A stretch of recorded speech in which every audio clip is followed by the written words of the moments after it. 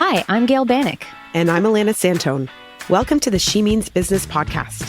Throughout our careers, we faced countless questions and sought advice from other women we respect and admire. And that's exactly what this show is about. Each week, we aim to help you achieve your goals by sharing our experiences and talking with successful leaders, offering real stories, practical advice, and actionable takeaways for women who mean business. All right, let's do this.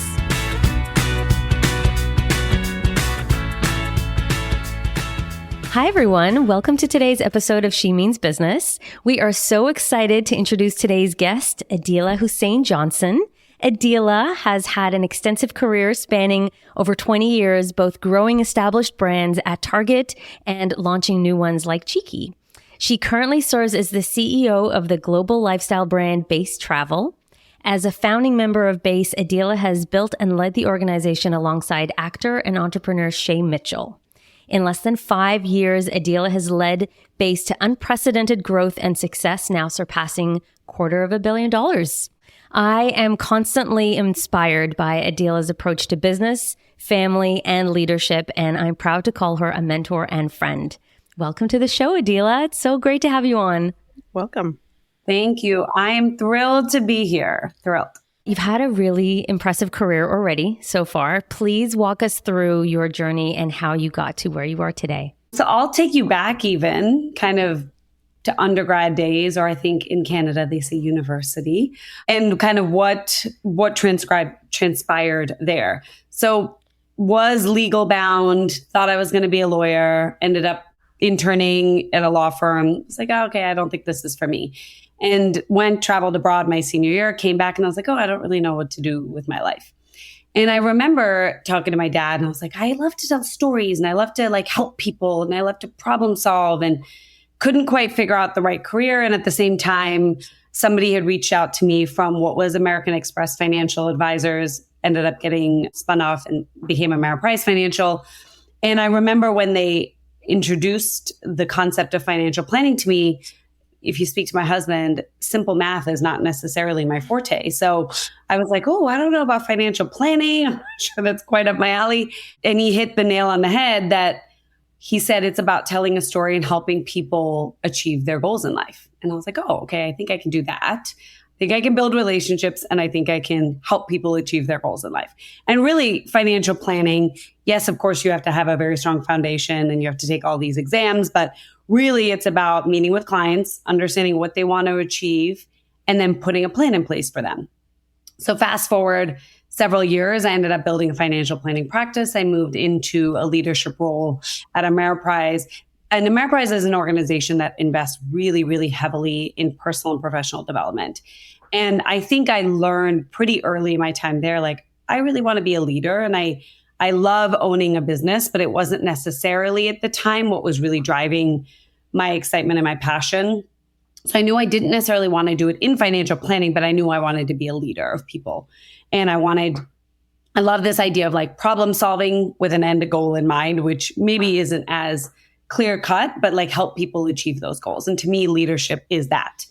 And then I went back to business school, career changed, ended up wanting to go down kind of the marketing and or kind of retail world. I met Target through recruiting efforts. They recruited me, joined that company coming out of business school, and kind of a very similar concept. How do you take over a category?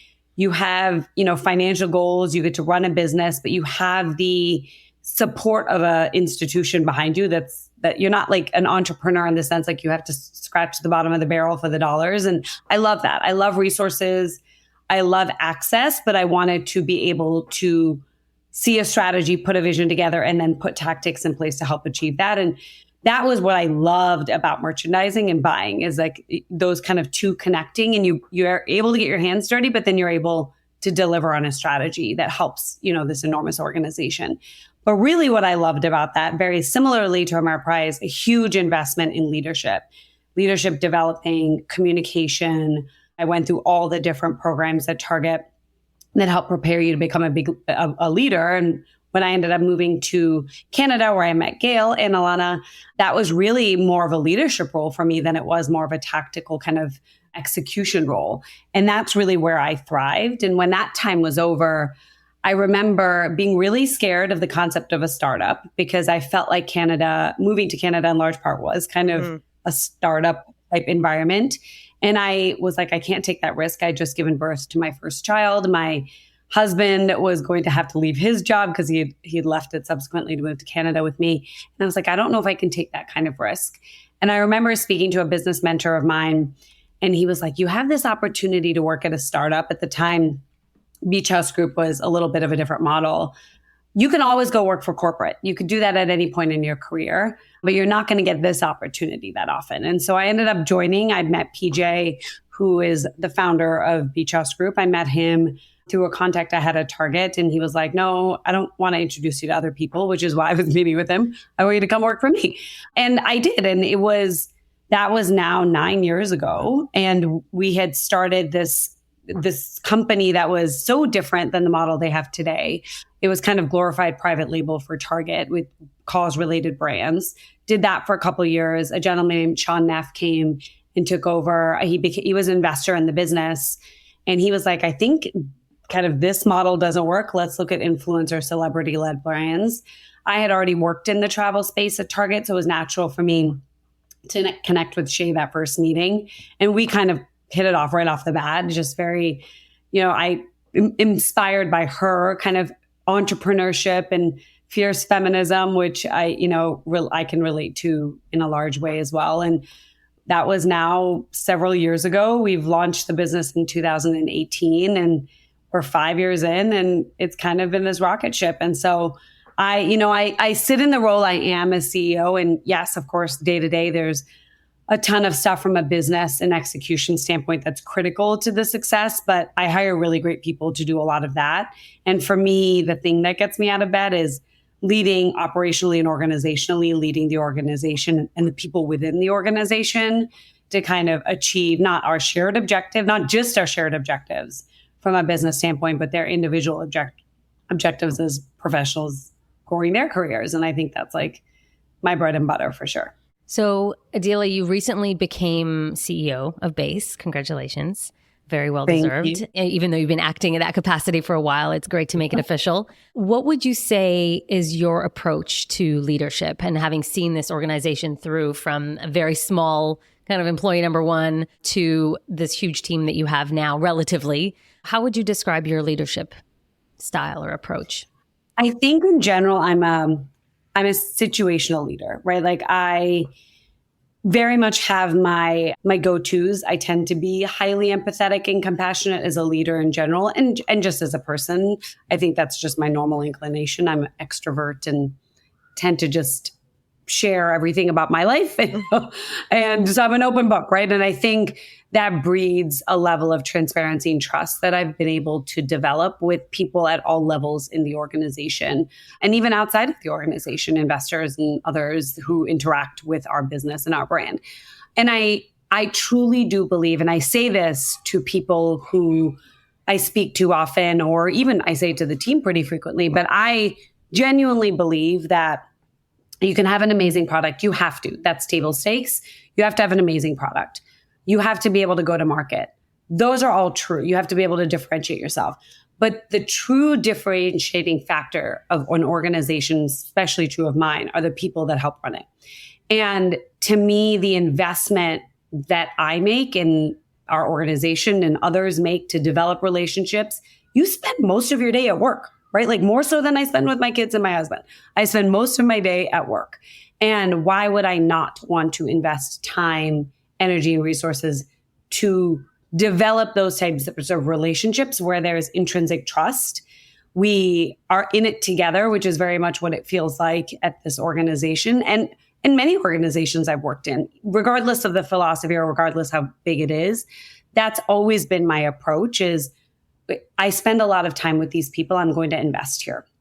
And whether that's as a leader now, I have the benefit of being able to put dollars behind my investment, whether it comes in leadership development or coaching or trainings or just time together. We just came off of multiple day on site where we fly everybody in who's out of town and we spend several days together, just spending time together because our company is a remote first organization. So that's critical. That's critical to the culture that we build. But I believe very, very strongly in the investment of culture and being very intentional about the culture you build, because it's not innate. You have to invest resources, time, and energy into defining the type of culture you want to build and work in. And that's something I've been very, very focused on since the beginning of BÉIS. Just as much as I thought about the strategy and our ability to win in this kind of product world, I thought about what is the team that I want to build and the culture I want to create. And that was very lock, step, and barrel in terms of importance to me. Well, what do they say? Culture eats strategy for breakfast?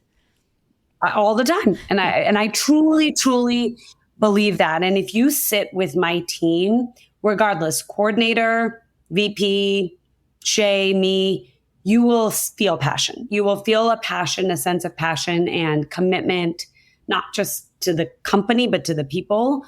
And that is something that we recruit for, right? That is something we are looking for in the people that join our organization. They don't have to be, I'm always cautious to say I want to hire people that fit our company, because I truly believe everybody that joins helps grow it and change it in ways. And I think that's the beauty of diversity of thought, but they have to exude our values, right? And that is a really, really important thing to recruit for.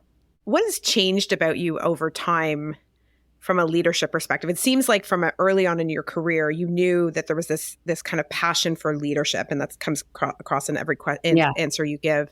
But how has it evolved over time? What have you learned? What challenges have you had? How have you adapted?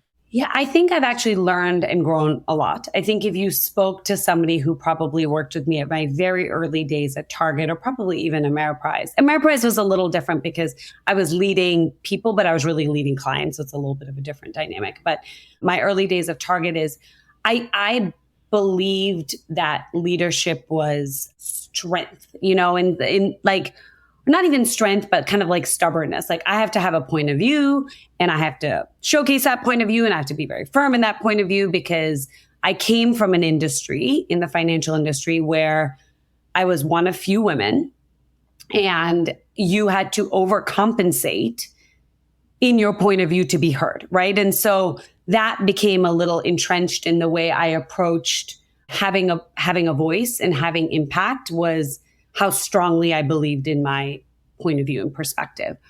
And it actually burned me at one point in my career at Target, because I sat with a leader who I have a tremendous amount of respect for, because she's one of the few in my career that gave me this feedback. It was actually as I was preparing for what Target used to call round robins, which was kind of the process you go through to be promoted into the director pool, which was a very small pool of people kind of got there.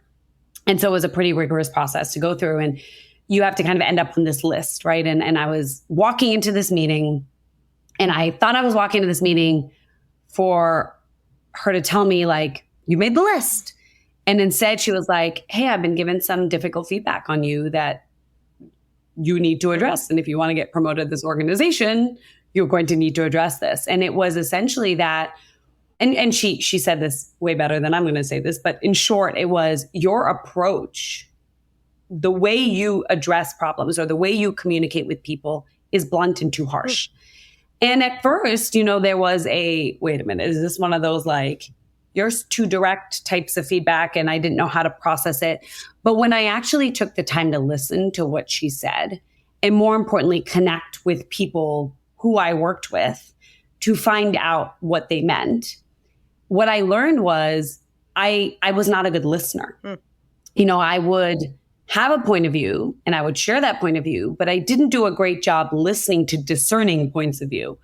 And more often than not, that not being a good listener was stopping me from making the best decision, because it wasn't incorporating other perspectives, which in large part could be better than mine or could have built on mine.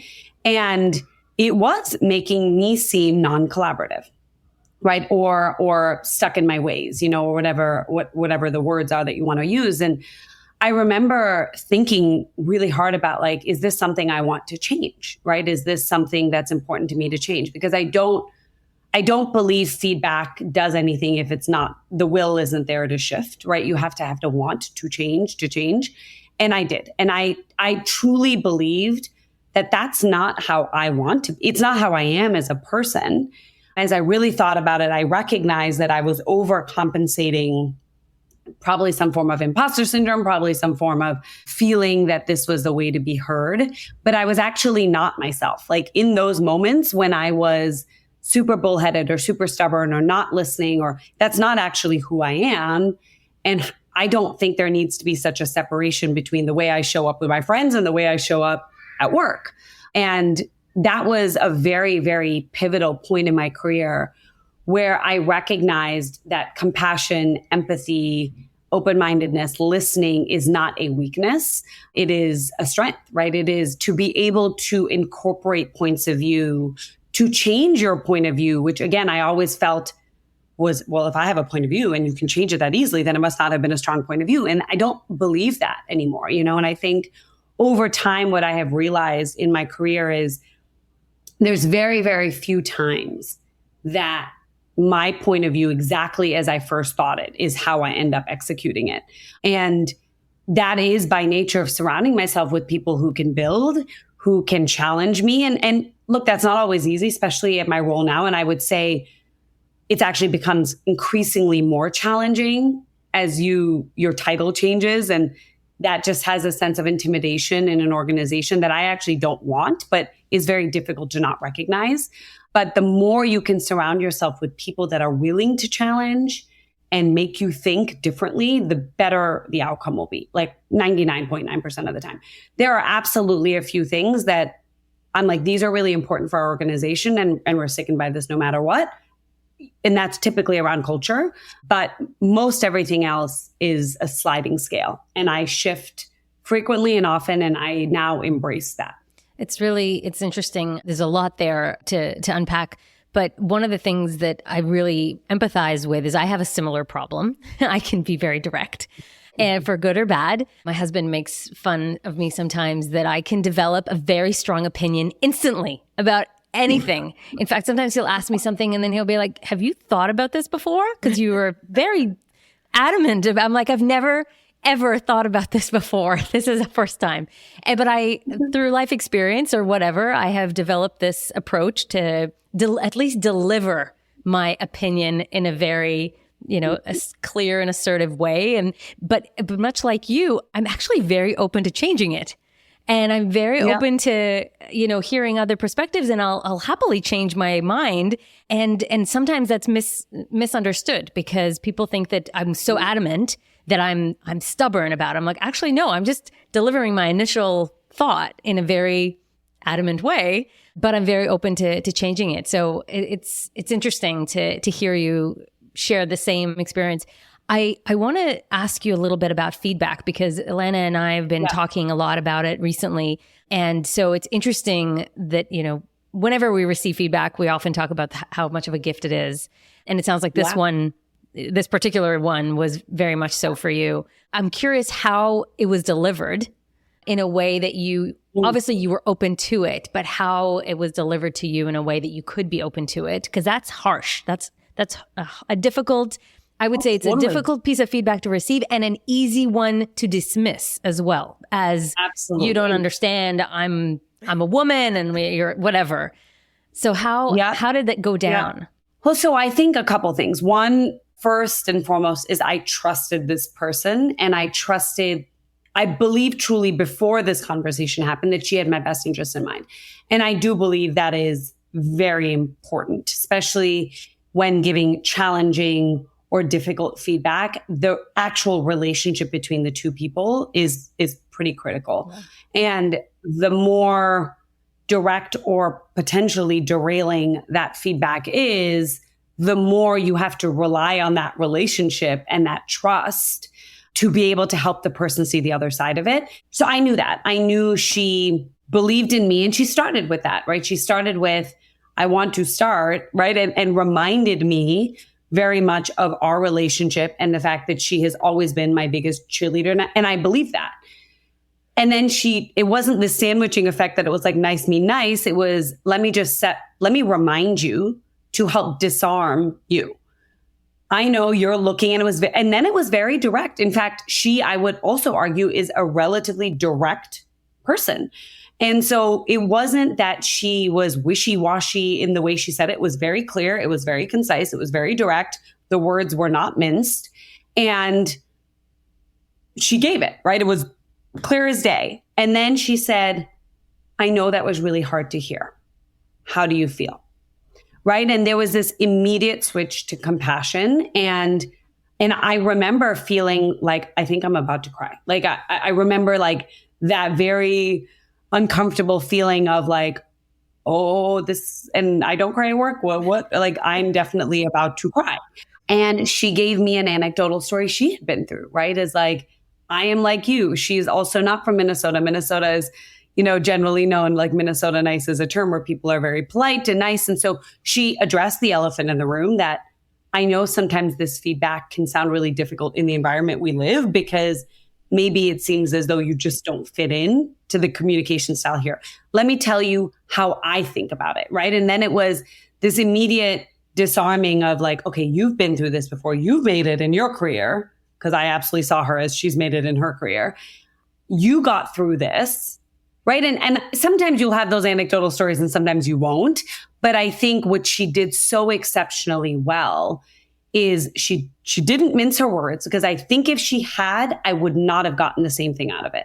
Right. If it had come in this like nice, like you're kind of, sometimes a little too direct and you need to be a little bit nicer. Like if she'd said it like that, I probably wouldn't have even fully recognize what the feedback was. So it was very, very clear and very direct. And I think that's super important when giving feedback, because you need and in this book, Radical Candor, that I'm sure we'll talk about at some point, feedback is about the recipient's ear, right? Like how they will hear it. And she knows, because I'm a direct person, she could give it to me that way. That might not be everybody's approach. But to me, it was the mix of like very clear, candid feedback, a recognition and knowledge that we have a relationship, and don't forget about that because I'm here for your best interest. And then a compassion, and I know this is really difficult. And then she kind of doubled down and said, like, here's how I can help. Right. And I think to know that she was invested in that opportunity for me because she still believed in me and she knew I could get through this, that was really pivotal and important. And I think it's very formulaic in the way you kind of can give feedback so that the receiver can receive it. Yeah, I think, there's obviously a lot of ways to give feedback. And oftentimes the nicer the person, the harder it can be, because you don't want to deliver difficult news, difficult conversations, and have those difficult conversations. And so I love how you've outlined kind of the different things that she did. And I think one of the things, even people who muster up the strength to deliver difficult feedback sometimes then make the mistake of, if they are then received with someone and seeing that person be hurt or, kind of gulping at the feedback, then they pull back. And I actually, from my personal experience, the times that I'm most proud of how I gave difficult feedback was when I doubled down, not to hurt anybody, but at that moment where you have to make a choice of, okay, do I pull back and create a nice chit sandwich where no, you're good, but you're great. And don't worry. When I had the opportunity to do that versus to say something else. Now, in her case, it was a story that doubled down on it. Mm-hmm. In other times, I've basically kind of checked in to say, let's sit with that. How do you feel about that? Let's talk about it. Yep. Do you need more clarity? Like, not to pull away at that moment, because that's actually the pivotal moment, because you can still mess it up even after you deliver really tough feedback and ruin it by pulling back, I think, too far. Totally. And I think, and I actually recently told her this in an email. We happened to exchange emails, and I said, I don't know if you know this, but you were like pivotal in the type of leader that I've turned out to be.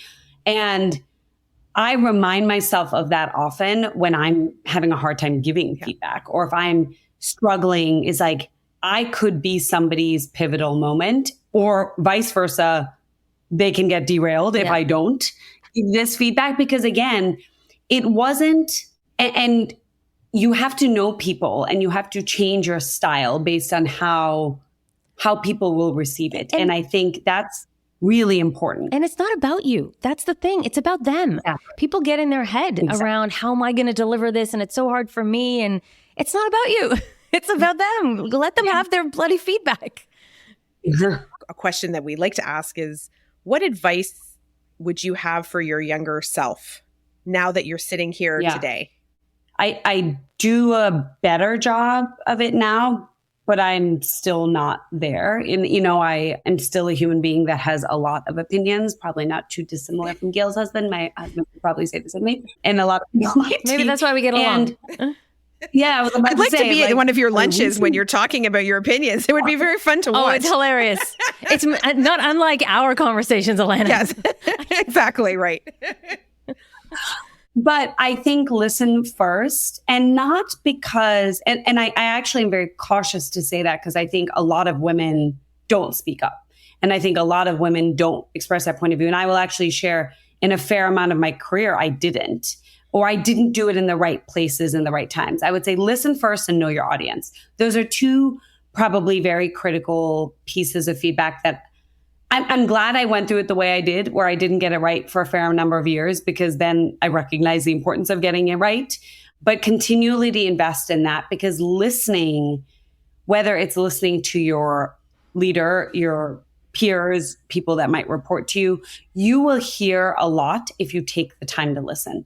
And that's true even when you're building a brand and you're doing it with your consumers, right? There is so much you can learn and grow when you take the time to listen. And the knowing your audience piece for me is, as you move up in an organization, you have to recognize that your words carry a lot of weight. And the further up you go in an organization, the heavier that weight is. And I find myself, I'm an overly transparent person. I kind of just, what you see is what you get type situation. But if I'm very, very concerned about something and I show up on a team meeting today and I say, I'm very concerned about that, the entire organization is immediately concerned about that same issue. Stop everything else. Yes, exactly. Everything stops. And that's impactful. And you have to realize as you move into a leadership role that you have that impact. Sometimes great, sometimes not so great. And how important it is to know your audience, because spend time thinking about how will this message be received. Even for those people who are very off the cuff like I am, it is really important to do that. And what I learned in that feedback that Rachel gave me is often the way I shared my point of view came across in a way that was not intended, because I didn't necessarily take the time to listen to what either people were or weren't saying. If you're in a room and you share an opinion and nobody says anything, something is wrong, right? Something is wrong because everybody has an opinion and a thought. They're just not comfortable sharing it. And in most scenarios, there should be a dialogue, right? There should be, you would want to foster that. And more often than not, the further you climb in your career, the more you will have to pull that from people, but that's okay. Do it, right? Do it anyway and pull it, because it is so, so important to have a forum to listen to people and take the time to actually do that. I have to admit myself that is a lesson I've had to learn over my career, and had a boss that used to say 2 ears, 1 mouth.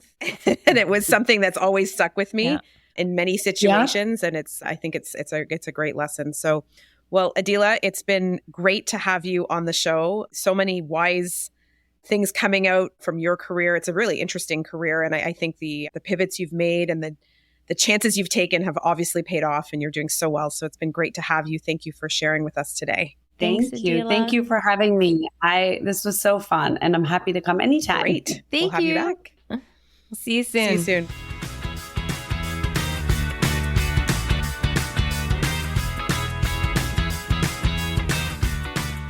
soon. So feedback obviously came through loud and clear on that one. I think we talked a lot about negative feedback, but I think also positive feedback is something that would be worth a discussion. I remember hearing somebody talk about how people like to get positive feedback and negative feedback in different ways, whether it's a personal message or a large declaration in front of people, written, oral, like you really have to kind of make sure that you give feedback in different ways so that, because you don't know what the other person likes or needs. So I thought that kind of came to mind when we were talking about it. But also this point around the feedback and trust being synonymous, where if you get feedback from someone that you don't trust, there goes the feedback. Yep. And if you don't have trust and you're trying to give feedback, that's going to fall on deaf ears too. And I think it kind of applies to the first thing you said, which is as you build trust, you learn about people and what works for them. So the trial and error actually becomes really clear as to what works and what doesn't. And that element of care personally, challenge directly, I highly recommend the book. I think there's a lot that everyone could take away from it if it's just snippets. But I think this notion of, we keep getting back to this feedback as a gift, but it's this notion of you need to build relationships with people to be able to have a relationship where feedback works. And I think it's not dissimilar to marriage, to be honest. I mean, 100%. If feedback is, you don't have a good marriage is a feedback pool of opportunity to give back and forth. And I think if you have a good relationship where you're open and trusting, it's a very easy thing to do mutually. I think that's an interesting point, because I think, we talk a lot about receiving feedback, but there's this fear that comes when you need to give feedback as a leader of people.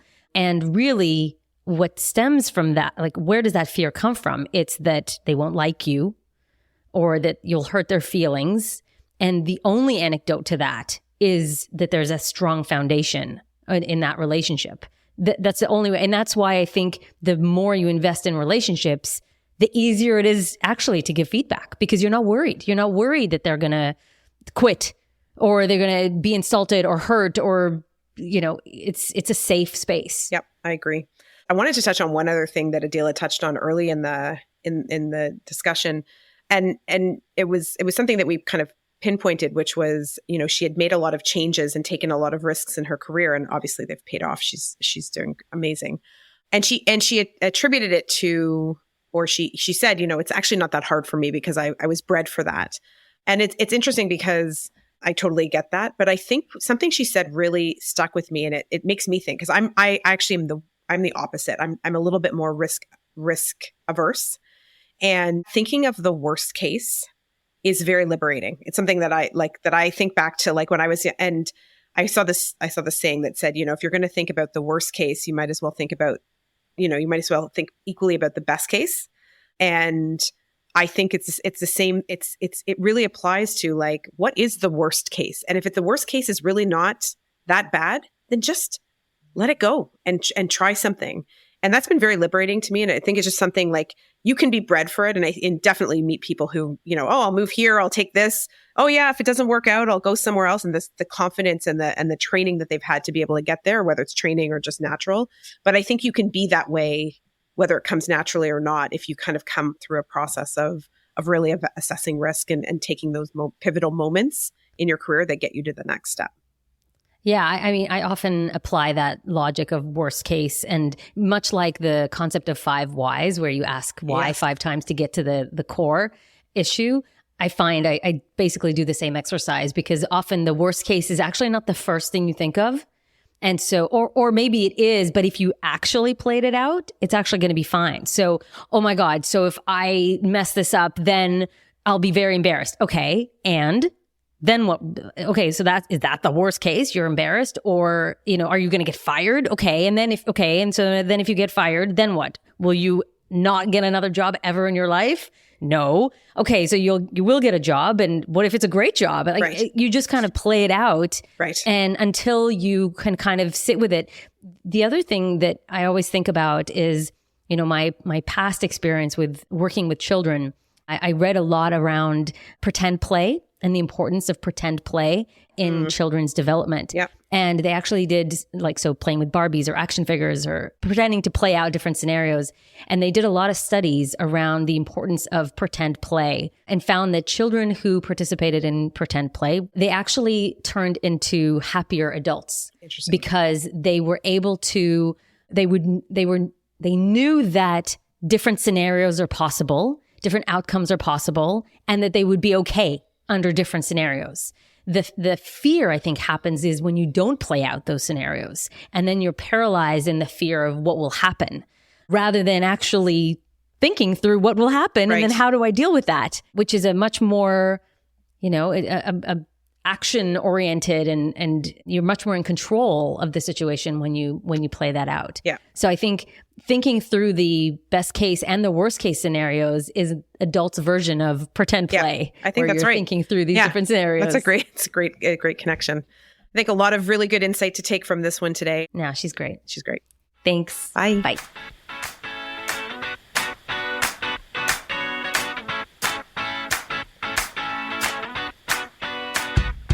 Thanks for listening to this episode of She Means Business. If you enjoyed today's show, please subscribe, rate, and review us wherever you listen to podcasts, and head over to our show notes where you can find helpful links and summaries of key points from the episode. We'd also love to hear from you on LinkedIn or Instagram, so please follow and DM us at the She Means Business podcast. See you next time.